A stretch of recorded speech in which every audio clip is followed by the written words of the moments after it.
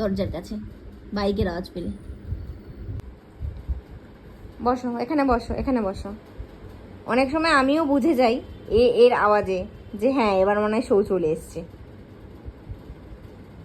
ও ঠিক বুঝে যাবে, দূরের থেকে আসলে ও ঠিক রাস্তার বাইকের আওয়াজ একটু শুনতে পেলে, এত বাইকের আওয়াজ হয় ও কিন্তু জানে কোনটা শোয়ের বাইকের আওয়াজ, কোনটা শোয়ের বাইকের আওয়াজ। যেই আসবে দেখবে কারণ পাগলের মতো করবে, পাগলের মতো করবে, মানে প্রাণ ফিরে পেয়েছে, প্রাণ ফিরে পেয়েছে। সব বুঝতে পারছে, কিন্তু সব বুঝতে পারছে।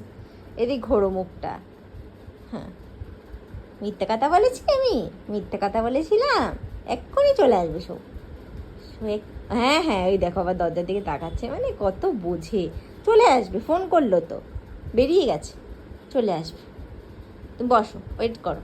হ্যাঁ বসো, এই দেখো, এই দেখো ঠিক দরজার দিকে তাকিয়ে আছে। হালটা একটু দেখো, তখন থেকে 30 মিনিট হয়ে গেছে এইভাবেই বসে আছে, বাট এখনো শো আসছে না।